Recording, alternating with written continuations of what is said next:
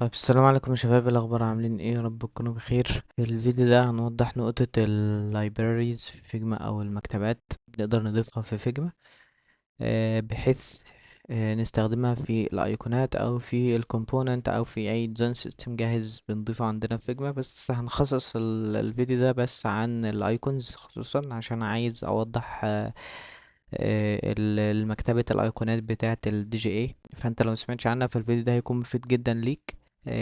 هتستفيد منه بحاجتين مهمين قوي. اول حاجة وهي اللايبراريز، ازاي بتضيفها في فيجما او ازاي تضيف اي مكتبة في فيجما. تاني حاجة وهي هتتعرف على مكتبة ايقونات الدي جي اي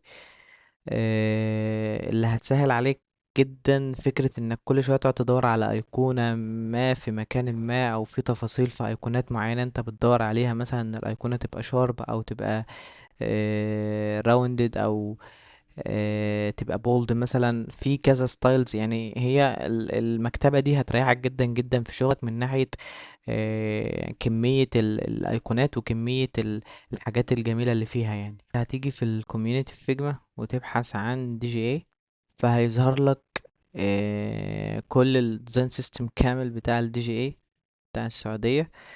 فاحنا بس عايزين الايقونات، هنختار الملف بتاع الايقونات ده هتفتحه، فهيفتح معاك مكتبة الأيقونات بالشكل ده. طبعا الملف كبير جدا فممكن تلاقي جهازك شوية بيحمل، بياخد وقت عما بيحمل، مفيش مشكلة لأن هي مكتبة ضخمة جدا جدا فيها كل الأيقونات اللي ممكن تتخيلها وتحتاجها في شغلك. يعني فهتضغط على الأسيتس هنا، بعد كده تضغط على أيقون الكتاب ده، فهتظهر لك الأيقون فهتظهر لك المكتبة هنا، فتقدر تعمل لها ببلش. تمام.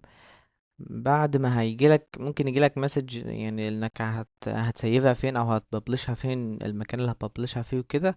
فبتضغط ببلش، وطبعا هتقعد تحمل معاك مدة كبيرة جدا.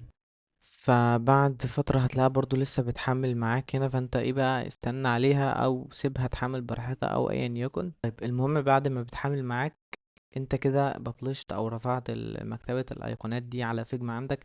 تقدر تستخدمها في اي مشروع انت شغال عليه، مش شرط كل شوية تقعد تروح للمكتبة نفسها او فايل الايقونات نفسها وتستخدمها. هوريك ده ازاي دلوقتي. المهم انت فاتح اي مشروع في اي ملف انت شغال عليه، هتروح على الاسيتس من هنا، تضغط برضو على علامة الكتاب دي تاني. المهم بتلاقي المكتبة بتاعتك هنا، فبتعمل add to file. تمام، خلاص بتكون بقت معاك في الفايل اللي انت شغال عليه ده. دلوقتي تستخدمها ازاي بقى؟ اول حاجة انت ممكن تفتحها من هنا، فهيكون عندك متقسمة لفايلين. الفايل الاول هيكون فيه كل حاجة. المهم خد اي آه، ايقونة منهم هكذا وبتضيفها في التصميم بتاعك. تمام. انت ممكن تلاحظ ان شوية الفايل تقيل معاك عشان هي المكتبة فعلا ضخمة ومليانة ايقونات كتير قوي. المهم بقت الايقونة معاك هنا دلوقتي. تقدر تتحكم في اي ستايل انت عايزه منها، شكلها عايزه يبقى عامل ازاي، بولد ولا سوليد ولا عفوا ولا ستروك، والشكل بتاعها عايزها راوندد ولا شارب ولا هكذا.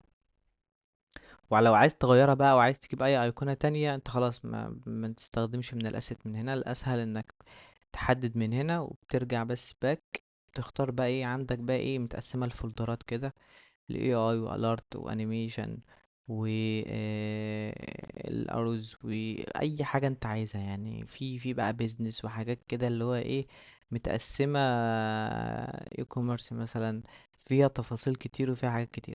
بس بتكليك عليها بتتغير الايقونة عندك اللي انت واقف عليها هنا.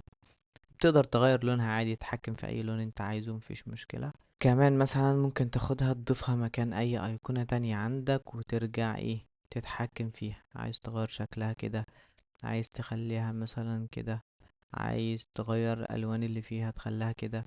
انت بقى براحتك، بقى معاك مكتبة ضخمة من الايقونات تقدر تستخدمها زي ما انت عايز. وفعليا ما اعتقدش انك هتحتاج تدور على حاجة او ايقونة برا المكتبة دي. بس السلام عليكم ورحمة الله.